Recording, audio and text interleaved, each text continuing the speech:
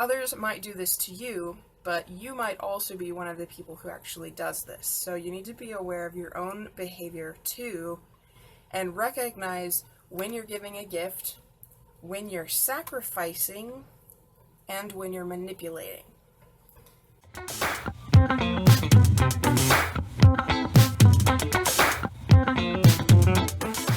If you can only support creators who provide value and make you think, please consider contributing to my Patreon page the next time you watch one of my videos. Hello everybody and welcome. Today I wanted to talk about sacrifice. Now, in our modern society, there is less of an issue with this particular concept than there might have been in the past, but there is still a prevalent idea that self-sacrifice is a good and honorable thing to do. And sometimes that's true, but there is a limit to how much you should sacrifice for the sake of somebody else. And part of the reason why this concept is so prevalent is because of religious teachings. For me personally, raised in the Catholic Church, you are essentially centered around the concept of Christ's sacrifice for the church. You know, the best love, or the greatest expression of love, is to give up your life for another. But you kind of have to temper this concept with knowledge, you know, like for example, if you were in a position where it could be you give up your life for a friend, you also have to think about if you can save other people by staying alive versus by taking their place, and you have to think about the other people in your life as well. And I know that it may seem noble and honorable to put yourself in that position, but honestly, if you're just perpetuating a cycle of destruction, it's not helpful for you to put yourself in that place. So, I mean, sacrifice is a tricky thing, and this whole concept that you need to give up your happiness so that somebody else can be happy is ridiculous.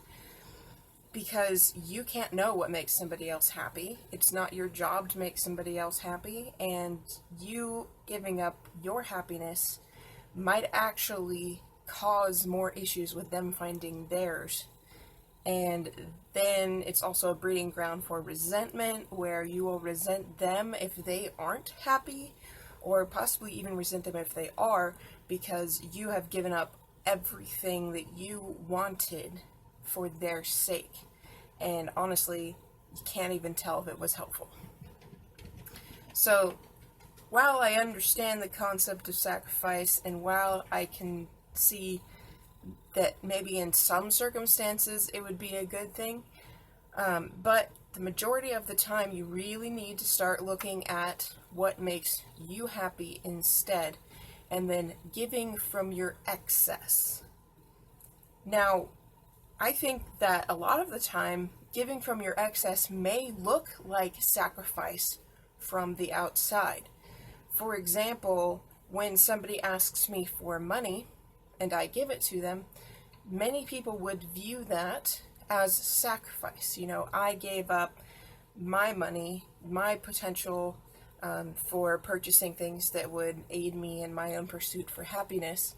I gave it to somebody else and, you know, gave them the ability to pursue that same potential to find happiness.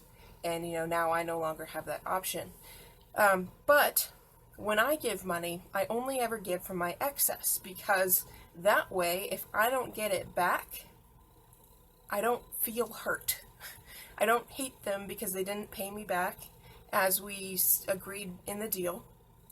And I don't feel cheated because I already knew that it was a possibility I wouldn't get that money back.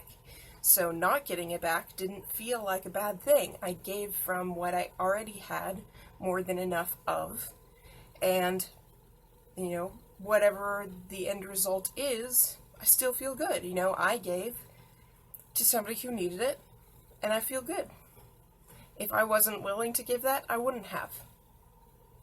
Now, I personally have a lot of experience with Indian givers, where somebody gives you something and says it's a gift, and then comes back later and says, oh, it wasn't a gift, you owe me. And as somebody whose love language is gifts, this is quite hurtful to me, because then it's like, oh, so you don't actually love me. Good to know. And you can probably understand what that feels like. I mean, if somebody gave you a compliment and you're a words of affirmation person and they said, oh, I just gave you that compliment because I wanted to get something from you, you probably wouldn't feel so good after that because, the compliment was essentially nullified. Or if you're a person who needs quality time and somebody gives you quality time and then they go, well, I was just spending time with you so you would do something for me. Ouch, right? So, Indian givers are also another example of something that might be viewed as sacrifice, but is actually a manipulation tactic, and you do need to be wary of. So, others might do this to you, but you might also be one of the people who actually does this. So you need to be aware of your own behavior too, and recognize when you're giving a gift, when you're sacrificing, and when you're manipulating. It may not always be easy to tell when you fit into these specific roles. But if we look at pure sacrifice, or the true concept of sacrifice, which is giving up something that you want or need to somebody else who also wants or needs it. My older sister is kind of a good example in some ways of this, because if you ask her for help, she will give it to you if she can, but if you don't return the loan, or whatever the case may be, if you don't hold your end of the agreement up, she gets really frustrated and flustered because she gave from her need to you and now feels like she doesn't have enough. So she'll hound you until you pay her back, and you both end up regretting the ask in the first place, even though it might have seemed necessary at the time. So I have members in my family on both sides of this scale. I've got people who give from their excess as a manipulation tactic. I've got people who give from their need and then kind of feel cheated when the things don't work out exactly the way that they expected. And then there are the people who are in the middle and give from their excess and don't expect something in return. Personally, I think if you like the concept of sacrifice, aim toward the middle, where you are now giving a gift and you don't hold somebody else accountable for the results of that action. This is the only time sacrifice is actually a good thing. And it's not much of a sacrifice because you already feel like you're giving from your excess, and therefore it becomes a gift. And I think that's what they mean, especially in religion usually, about sacrifice, is give as a gift, even if it's something really important to you, such as your life. So when Christ sacrificed himself for the benefit of humanity, he didn't have an excess life as far as the physical world is concerned. But he was pretty certain that he was going to have an afterlife, so I don't think he was all that worried about giving up his physical life. So there's that. And more than likely, he would not have regretted giving up his life, even if he had lived to regret it. Because he felt like he was doing something for everybody else, but also for him. Like he was taking a stand, he was doing what was right, kind of thing. So we view it as a sacrifice, but it's a gift freely given without regret and without expectation. And I think ultimately that's what we're looking to do. You need to give from your excess, you need to give freely, and you can't expect things in return.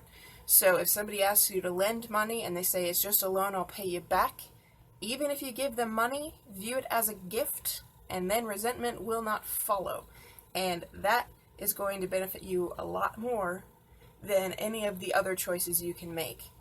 If you cannot give as a gift, I recommend not giving It's really important because resentment is going to hold you back in many, many ways, and it's really not a good idea to breed this kind of emotion within yourself.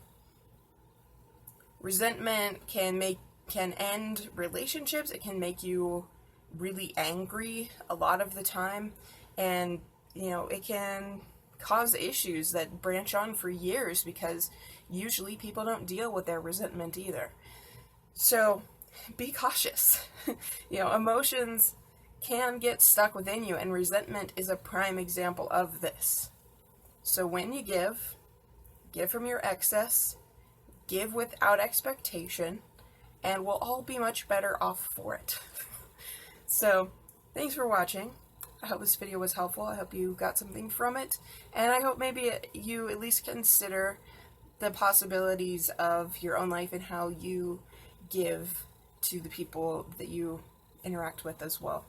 I would appreciate if you like the video, if you subscribe, click the notification bell, and if you have any questions, ideas for new videos, or comments about what more needed to be said in this video, definitely leave those in the comments and I will try to address them. And that's all. So thanks for watching. Bye.